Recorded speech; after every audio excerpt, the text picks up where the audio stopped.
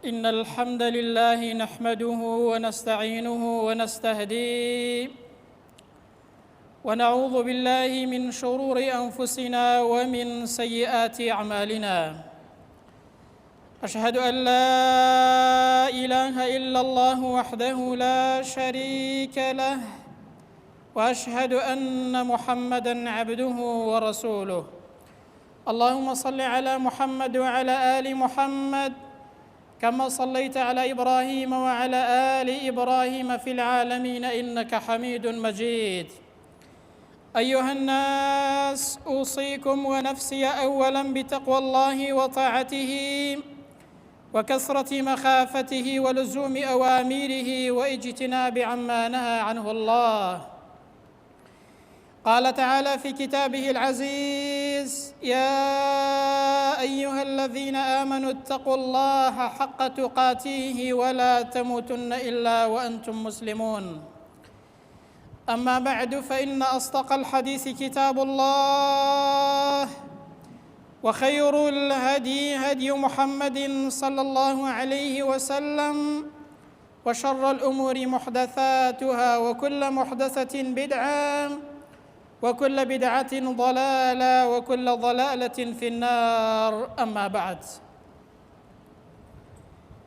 خوای پەروەردگار هەمیشە دەرفەت دێنێتە پێش بۆ بەندەکانی، چونکە بەندەکانی خۆش دەوێت لێیان خۆش بێت و عەفویان کات، دەرگای ڕەحمەتی خۆیان بۆ دەکاتەوە لە ڕۆژە تایبەتەکان، لە مانگە تایبەتەکان، بۆ ئەوەی ئینسانەکان ڕووبکەنە خودای پەروەردگار و ڕووبکەنە ڕەحمەت و قاپی خودای پەروەردگار و خوای پەروەردگار لێیان خۆش بێت.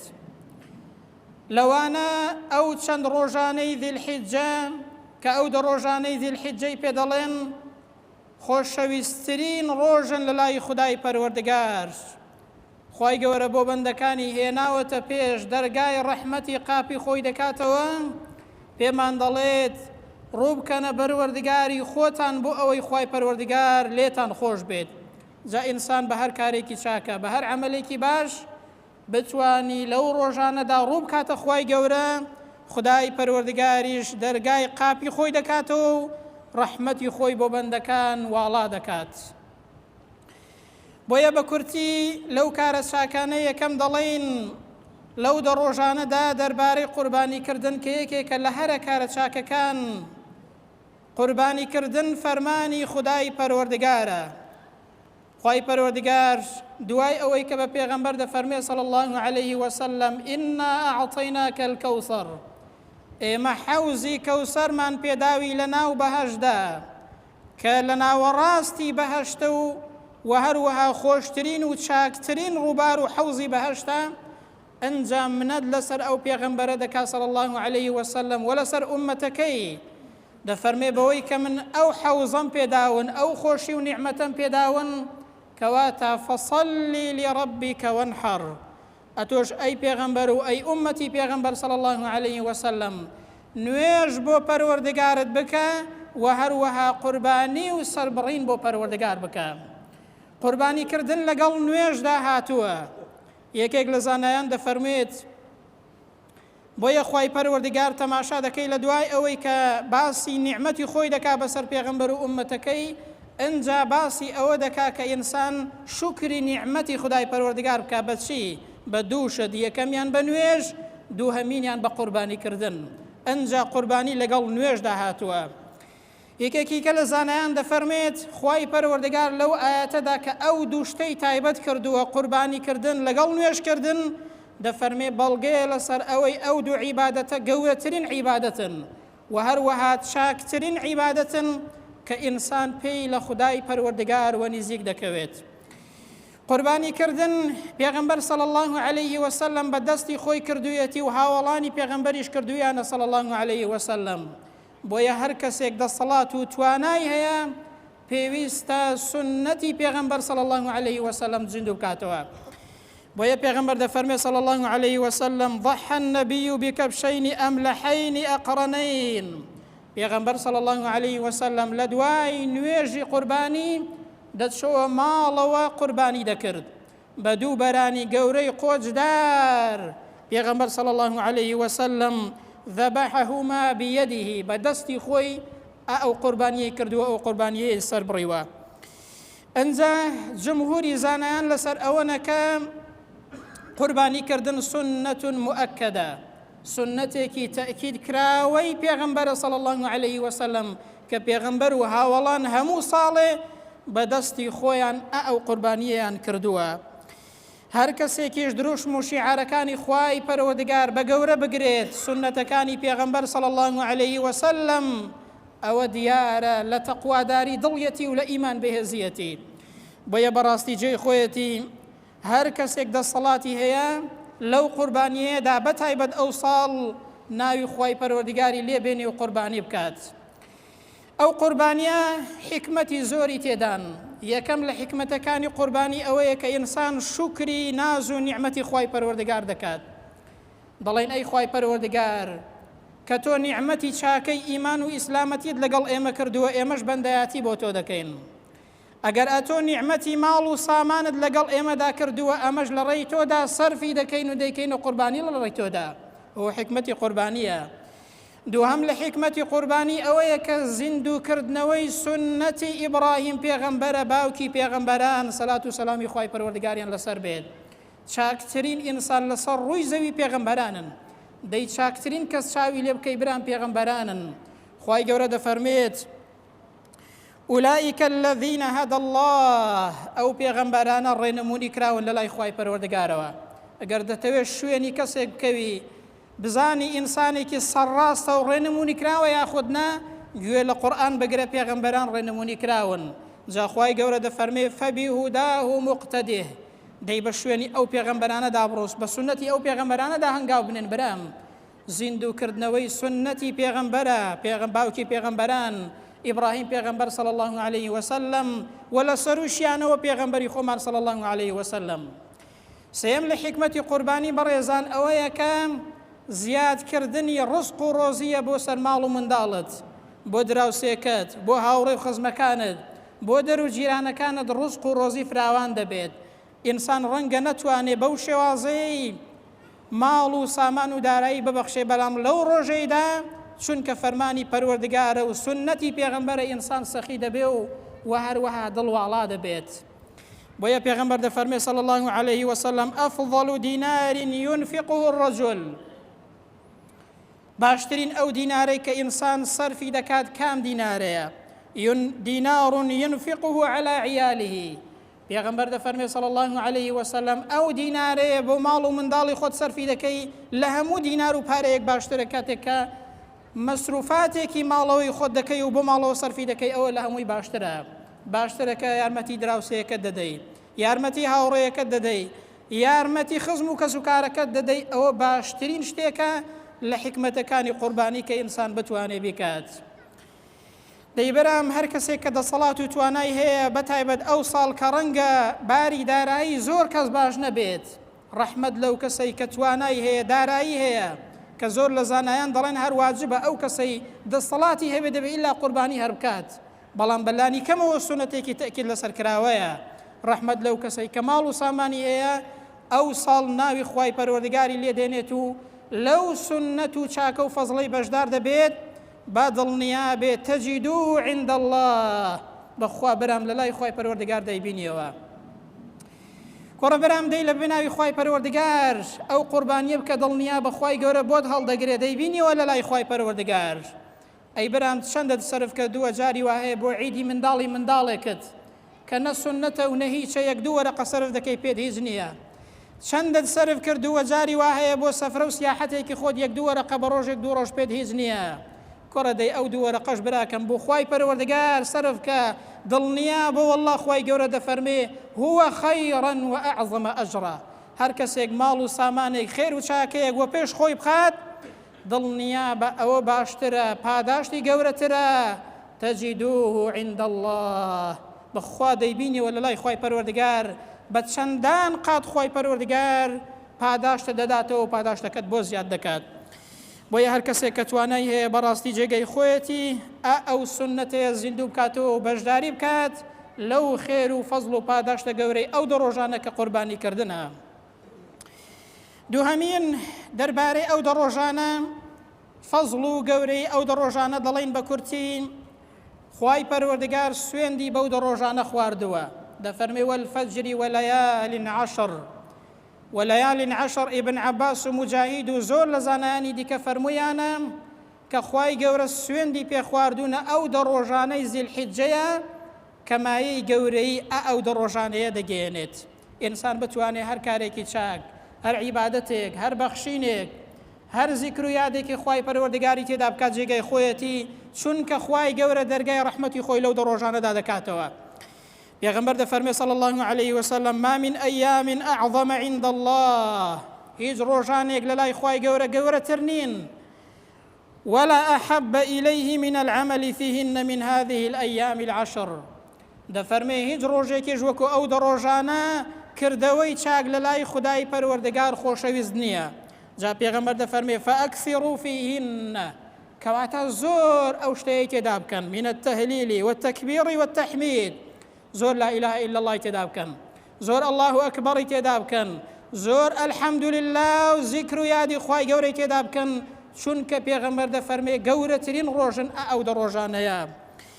ئیبن حەجەری عەسقەلانی لە فەتح الباریدا فەرموویەتی هۆکاری گەورەی ئەو دەڕۆژانە بۆ ئەوە دەگەڕێتەوە کە ئومەهاتی عیبادەتەکان گەورەی عیبادەتەکان لەو دەڕۆژانەدا کۆ دەبێتەوە لە نوێژکردن لە ڕۆژووکردن گرتن ئەگەر کەسێک دەست توانای هەبێ بە ڕۆژوو بێت لە خێرکردن و سەدەقات و قوربانیکردن و هەروەها لە حەجکردن ئەوانە هەمووی ڕوکنن ئەلەو دەڕۆژانەدا کۆبوونەتەوە دەفەرمێ بۆیە ئەو دەڕۆژە فەزڵ و گەورەییان ئەوەندە گەورەیە چونکە عیبادەتە گەورەکانی تێدا کۆبووتەوە. بێگومانیش ئامانج لە دروستکرانی ئینسان بریتیە لە بەندایەتی و عیبادەتکردن بۆ خودای پەروەردگار بۆیە ئەو دەڕۆژانە وا گەورن چونکە عیبادەتە گەورەکانی تێدا کۆبووتەوە. برام شاعیرێک جوانی گوتووە کە دەڵێت عیبادەت فەلسەفەی عومرە هەتاکو ماوی وەریابە خەریکی تەزکیەی نەفس و ڕەفیقی ئەهلی تەقوابە مەڵێ دنیا نیگاری حوسنە شێتی حوسنی ئۆخرابە لە بازاڕی محەبەتدا وەکو یوسف شەکی بابە بە دنیا قەد نەبی غەڕاشتێکی فتنە پەردازە بە زاهیر هەنگوینە و باتنی زەهرێکی ناسازە لە ئیبراهیمەوە فێر بە تەریقەی عیشق و ئادابی بسووتێنن هەموو گیانت بەڵام تۆ قەد نەسووتابی بنرکێنە و بچرپێنە هەتاکەی دیل و ئاوابی لە شەیطانی جنۆکە و ئادەمی ڕزگار و ئازابە. بەڵێ حکمت لە دروستکرانی ئینسان بریتیە لە بەندایەتیکردنی بۆ خوای پەروەردگار و بەندەبوونی خودای پەروەردگار. سێهەمینیان دەربارەی فەزڵی ڕۆژی عەرەفە بە کورتی فەزڵ و گەورەیەکەی لەبەرەوەی ڕۆژێکی زۆر گەورەیە کە دەکەوێتە ڕۆژی پێنجشەممە ئەو پێنجشەممەی داهاتوو جێ خۆیەتی لە فەزڵ و گەورەی ئەویشدا بڵێن یەکەمیان ڕۆژوگرتنی ئەو ڕۆژەیە 2 ساڵ گوناهی گچکە لەسەر ئینسان ڕۆژ دەکاتەوە وەکو پێغەمبەر دەفەرمێ صلی الله عليه وسلم صيام يوم عرفة أحتسب على الله أن يكفر السنة التي قبله والسنة التي بعده. دەفەرمێت ڕۆژووی ڕۆژی عەرەفە گوناهی ساڵێک پێش و ساڵێکی دواتر بەڵام گوناهی گەچکە نە گوناهی گەورە لەسەر ئینسان ڕۆژ دەکاتەوە ئەو ڕۆژەیە کە ئینسان تێیدا بۆ ڕۆژوو بێ گەورەترین بەندایەتیە بۆ خودای پەروەردگار. دووهەمینیان لە فەزڵ و گەورەی ڕۆژی عەرەفە ئەوەیە کە ڕۆژی ڕەحم و بەزەیی خودای پەروەردگارە ڕۆژی لێخۆشبوون و ئازادکردنی بەندەکانە دەیبران با ئێمەش ڕوو بکەینە خوای گەورە ئەوە تا پێغەمبەر دەفەرمێ صلی الله عليه وسلم ما من يوم أكثر من أن يعتق الله فيه عبدا من النار من يوم عرفة. هیچ ڕۆژێک نییە بەقەد ڕۆژی عەرەفە خودای پەروەردگار لە بەندەکانی خۆش بێ و ئازادیان کە خوایە ئێمەش لەو کەسانە بی کە لەو ڕۆژەدا قەڵەمی عەفو دێنی بەسەر گوناه و تاوانەکانماندا خوای گەورە دەرگای ڕەحمەتی خۆی کردوتەوە. برام کوڕە دەبا ڕوو بکەینە خوای گەورە هەر کەسێک ڕوو نەکاتە خوای خوا چۆن ڕوو دەکاتە ئەو کەسەی برام ئەوەی بەحاستەم کەمێک ڕوو بکاتە خوای گەورە خوا زۆر زیاتر لەو نزیک دەبێتەوە ڕووی تێدەکات. خوای گەورە ڕوو دەرگای واڵا کردووە با ئێمەش دەرگای دڵمان بۆ خودای پەروەردگار واڵاکەین. برام سێهەمینیان لە فەزڵ و گەورەی ڕۆژی عەرەفە خوای پەروەردگار شانازی بە بەندەکانیەوە دەکات لە لای فریشتەکان.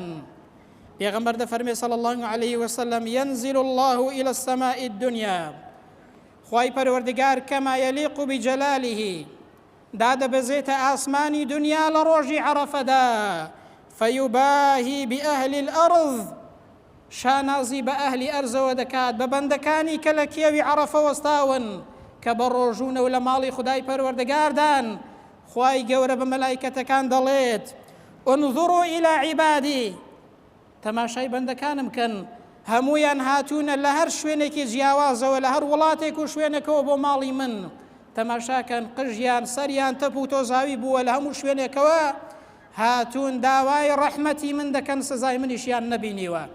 جا پێغەمبەر دەفەرمێ صلی الله عليه وسلم فلم يور يوم أكثر عتقا من النار من يوم عرفة هیچ ڕۆژێک نییە خوای پەروەردگار بەقەد ڕۆژی عەرەفە لە بەندەکانی خۆش بێت و ئازادیان کا لە ئاگری دۆزەخ و لە سزا. دەیبران باڕۆ بکەینە خوای گەورە ئێمەش بەشک و یەکێک بین لەو کەسانەی کە لەو ڕۆژەیەدا خوای پەروەردگار قەڵەمی عەفو دێنێ بەسەر گوناه و تاوانەکانیاندا. چوارەم لە فەزڵ و گەورەی ئەو ڕۆژە لەو ڕۆژەیەدا دین تەواو بووە.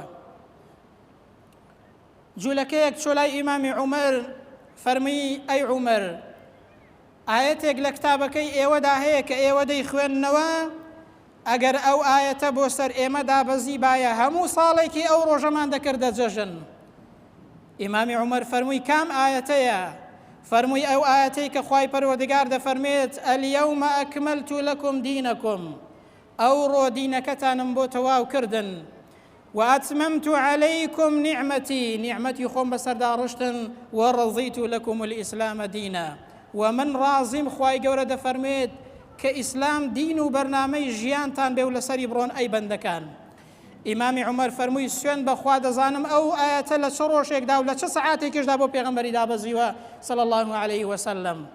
فەرمووی ئەو ئاەتە لە دوای عەسر لە دەمە و ئێوارەدا لە ڕۆژی جومعەدا لە کێوی عەرەفەوە پێغەمبەر دابەزی صلی الله عليه وسلم کە باز لە تەواویەتی تەواوبوونی ئەحکامەکانی دین دەکات خوای گەورە دایبەزاندووە لە ڕۆژی عەرەفەدا دایبەزاندووە براکەم. دەی جوولەکەیەک ئاوا بە ئیمامی عومەر دەڵێت ئەگەر بۆ سەر ئێمە باە هەموو ساڵێکمان دەکردە جەژن. دەی بەرام با پرسیار لە خۆمان بکەین چەندە خۆشحاڵین بە دینەکەمان، چەندە خۆشحاڵین بەکرانەوەی دەرگای ڕەحمەتی پەروەردگار، چەندە خۆشحاڵین بەو ڕۆژە پیرۆزانە کە دێنە پێشمان.